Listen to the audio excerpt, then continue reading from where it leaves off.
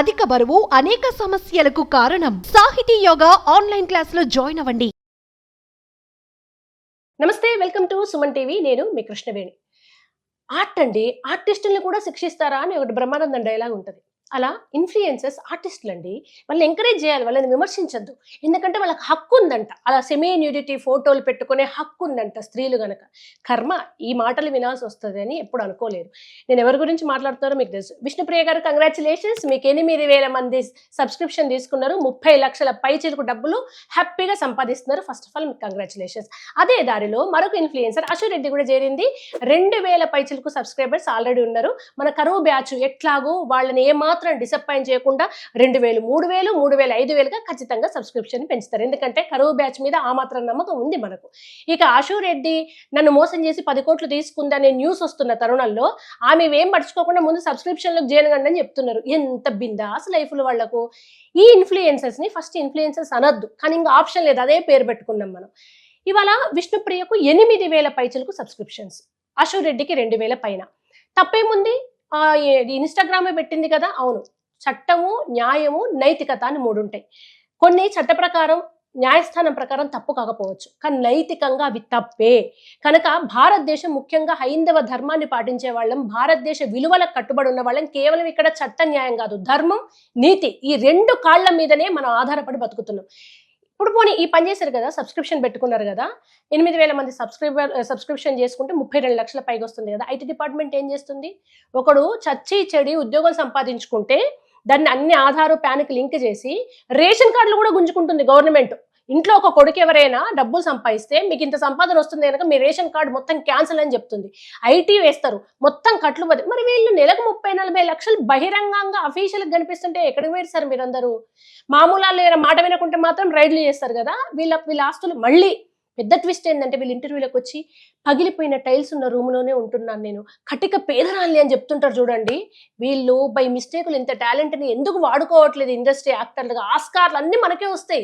వీళ్ళని కూర్చోబెట్టి ఎదురుగా చాలా సాడ్ బీజియంలు వేసుకుంటాం. ఏ డబ్బులు ఇవి? 3 నెలలకు ₹1,00,00,000.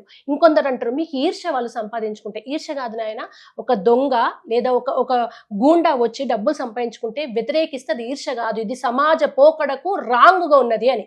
ఎందుకమ్మా మమ్మల్ని ఐఐటీలు, ఇంజనీరింగ్లు చదవమని మిమ్మల్ని ఎవరైనా అడిగితే ఇంట్లో చెప్పండి అమ్మా, మాకు వద్దివి, ఇంత కష్టపడి చేస్తే ఏ వచ్చి మా జాబులు ముంచేది తెలియదు, వాడు ఇచ్చే 1,00,000, 2 లక్షల జీతానికి టార్చరు, స్ట్రెస్, సూసైడ్లు, ఇదేదో బాగుంది సెమీ న్యూడిటీ ఫోటోలు అన్ని మంచి సబ్స్క్రిప్షన్ పేరు మీద పెట్టుకుంటామని. కాబట్టి ఇక్కడ అబ్బాయిలకు వచ్చింది ప్రాబ్లం. మీరు కూడా 6 ప్యాక్లు చేసి మీరు ఎక్స్పోజ్ చేయండి, ఓ పని అయిపోతుంది. ఎందుకంటే ఇది సమాజంలో చాలా గొప్ప విషయం అంట, విమర్శించద్దట, సెమీ న్యూడిటీ సూపర్ అంట, అది వాళ్ళ హక్కట.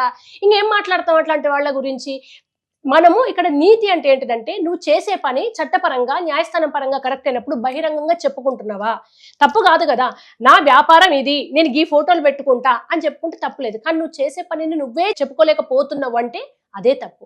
మన అంతరాత్మ, మన నలుగురిలో ఒకటి చెప్పుకోలేకపోతున్నాం, అదే నిదర్శనం, అదే తూకము. నువ్వు చేస్తున్న పని కరెక్టా, తప్పా, ధర్మమా, అధర్మమా అనేది. చట్ట న్యాయం ఏముందండి?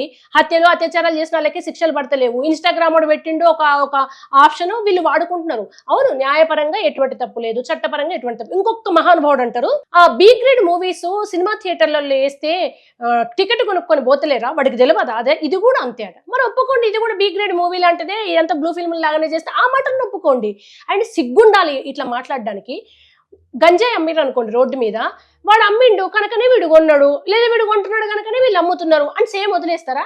అది తాగడం తప్పు, సమాజానికి ప్రమాదం అని అమ్మినోడిని తీసుకున్న ఇద్దరిని పట్టుకపోతున్నారు కదా. మరి ఇది గంజాయి కన్నా ప్రమాదం కాదా? ఈ మత్తు ఎంత విషం. ఒక ఆడపిల్ల సెమీ న్యూడిటీతో ఫోటోలు, వీడియోలు అప్లోడ్ చేస్తే చూసే పిల్లలకి ఏం డిస్టర్బెన్స్ లేదా? ఇట్లనే రేపు ఏం జరిగినా కూడా సమర్థిస్తారు కావచ్చు. గంజాయిది ఏముంది?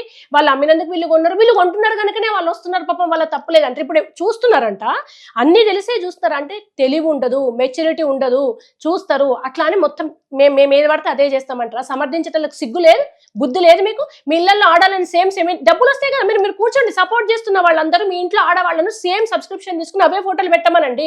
దమ్ముందా? చేయగలుగుతారా? ఇవాళ నేను చాలా ఓపెన్ గా చెప్తున్నా, మహిళా హక్కుల గురించి మాట్లాడే చాలా మంది చాలా నిండుగా ఉంటారు. వాళ్ళు కాటన్ పంజాబ్ డ్రెస్లు వేసుకుంటారు, ఫుల్ హ్యాండ్స్ వేసుకుంటారు, మంచి చీరలు కట్టుకుంటారు. ఎందుకు వాళ్ళు బికినీల్లో వచ్చి మాట్లాడరు? మనం ఏది సపోర్ట్ చేసినా మన నడకకు క్రియ సాక్షి అంటారు. అంటే మనం చెప్పేది కాదు, మనం నడిచే విధానాన్ని బట్టి మనం మీరందరేమో బాగుంటారు, వీళ్ళది స్వేచ్ఛ అంటే ఇదా స్వేచ్ఛ? ఒక రాణి రుద్రమదేవి ఉంది, ఝాన్సీ లక్ష్మీబాయి ఉంది, వాళ్ళకన్నా ఫెమినిస్ట్లా మనం అందరం ఇవాళ ఇట్లా ఉన్నవాళ్ళం? అండ్ ఫెమినిజం అంటే ఎందుకు బట్టలు ఇప్పుకోవడం, హక్కుల దగ్గరకు వచ్చేసరికి ఇది వాళ్ళ హక్కు, ఇది వాళ్ళ హక్కు. ఏం హక్కు? ఇప్పుడు ఒక మగవాడు ఒక సాఫ్ట్వేర్ కంపెనీకి షార్ట్ వేసుకొని మొత్తం సెమీన్యుడికి వచ్చి 2 చేతులు పైకి వేసుకొని సోఫాలో కూర్చుంటే అది వాడి హక్కు అంటావా?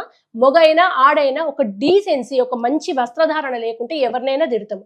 కానీ ఆడల దగ్గరకు వచ్చేసరికి అది వాళ్ళ హక్కులు భంగపరచద్దు ఏంటి? ఇప్పుడు ఇదే దారిలో 100 మంది వెళ్తారు. ఎందుకండి చదువుకోవడం? ఎవరికి ఉద్యోగాలు వస్తున్నాయి?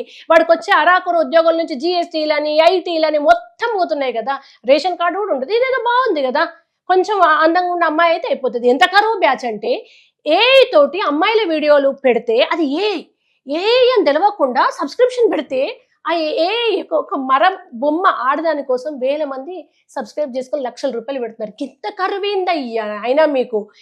ఆల్రెడీ బయట అసలు ఏ ఇన్స్టాగ్రామ్ సబ్స్క్రిప్షన్ లేకుండానే ఏమేం చూపించాలో అవన్నీ చూపిస్తున్నారు. సినిమాల్లో కావాల్సినంత ఎక్స్పోజింగ్ ఉంది, ఇంకా కరువులో 400 పెట్టుకుని ఎందుకు అల్లాడిపోతున్నారు మీరు? ఆఖరికి ఏ ఆడదానికి నిజమైన ఆడమకు తేడా కూడా తెలవనంత కళ్ళు మూసుకుపోయి కామంతో కొట్టుమిట్టాడుతున్నారా? అసలు ఎన్ని వేలు ఎన్ని లక్షలు సమాజాన్ని ఉద్ధరిస్తున్నారు. నిజమే వాళ్ళందరినట్టు వీళ్ళు ఆర్టిస్టులు ఎంకరేజ్ చేయాలేమో. భవిష్యత్తులో ఇంకెన్ని దారుణాలు ఎన్ని ఘోరాలు చూడాల్సి వస్తుందో. ఈ ఇన్ఫ్లుయెన్సర్స్ బెట్టింగ్ యాప్స్ ప్రమోట్ చేస్తారు, ఆ తర్వాత ముసుగులు కట్టుకోవచ్చు, అయ్యో మాకు ఏమీ తెలియదండి, మేము అమాయకులు అండి, మాకు తెలియకుండానే చేసామంటారు, అట్లా చచ్చిపోతారు. ఇప్పుడు ఇవి చేస్తారు. ఒక్కటన్నా మంచి పని చేస్తున్నారా వీళ్ళు? Promotions, betting apps, exposing, semi nudity, ఫోటోలు, స్కిన్ షో చూపించుకుంటూ వీడియోలు తీయడము, ఇంతకు మించి వీళ్ళు సమాజానికి చేసే పని ఏమన్నా ఉందా? ఎక్కడైనా నిజంగా వ్యభిచారులు వాళ్ళ కడుపుకు ఆకలి పిల్లల కోసం సంపాదించుకున్నారు. ఇక ఇన్స్టాగ్రామ్ ఆల్రెడీ బర్స్ తయారైంది, చాలా చండాలమైన ప్రొఫైల్స్ కూడా ఉన్నాయి. కాకపోతే వీళ్ళు ఎక్కువ మందికి తెలుసు కనుక ఎక్కువ మంది చెడిపోయే అవకాశం ఉంటుంది. ఇక చట్టపరంగా తప్పు కాదు, న్యాయపరంగా తప్పు కాదు అని తప్పించుకునే వాళ్ళని ఎవరూ ఏం చేయలేము. కానీ ధర్మము, నీతి అనేది ఒకటి ఉంటుంది.